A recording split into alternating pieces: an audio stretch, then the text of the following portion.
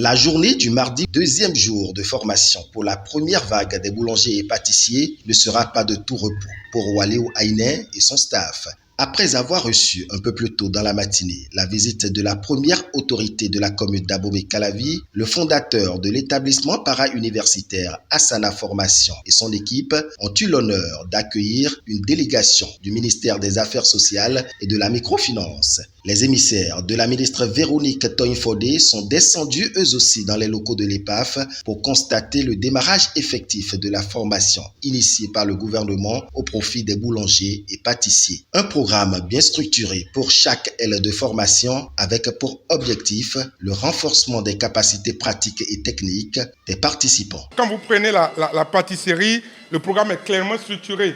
Il y a les entremets en fait, qu'on fait depuis hier de manière moderne. Il y a la décoration des gâteaux.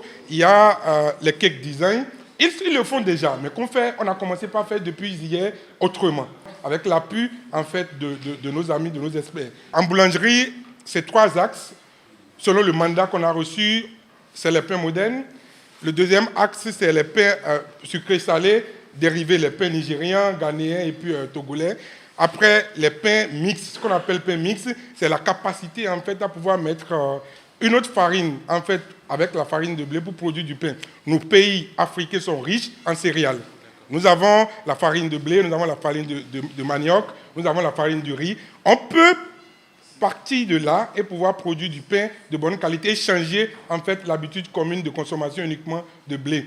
Nous devons d'abord compter sur nous-mêmes. En fait, l'Afrique doit pouvoir compter sur elle-même et après, on apprend toujours l'expertise des autres et comme ça, on va pouvoir se développer. Sous le coaching d'Olivier Bito, professeur de boulangerie en France, assisté des formateurs nationaux, notamment de l'EPAF, les bénéficiaires découvrent depuis ce lundi de nouvelles notions et techniques. Nous avions démarré la formation hier. Nous avons en face de nous des professionnels.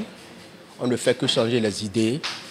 Donc, depuis hier, c'est les échanges d'idées, mais quand même, on leur montre les spécifiques de la panification, les techniques appropriées aujourd'hui pour faire le pain, et qui est un aliment social pour le monde.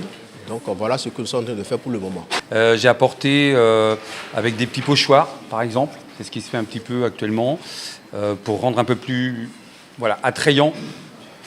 Avoir la clientèle justement pour leur montrer que les gens, il faut qu'ils sachent qu'on a un métier qui est artistique, voilà, et donc leur faire des jolies formes vraiment basées sur l'artistique.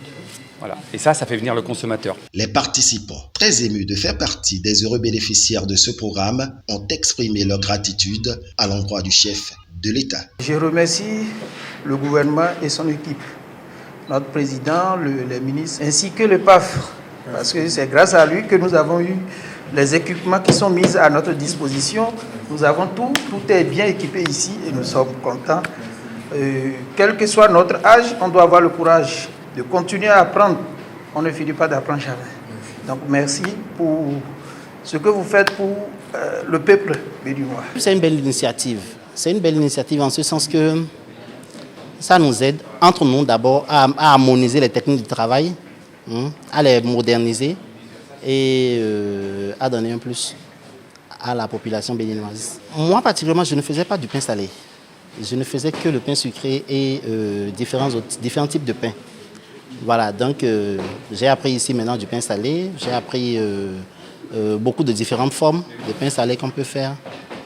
Beaucoup de petits bonhommes que j'ai appris en formation, mais qu'aujourd'hui, j'ai redécouvert. Une formation qui, on ne le dira jamais assez, permettra aux artisans de maximiser leurs capacités à travers de nouvelles connaissances et compétences, mais aussi d'augmenter leurs revenus. Comme pour dire, la meilleure façon de faire du social, ce n'est pas d'offrir du poisson, mais c'est d'apprendre à pêcher.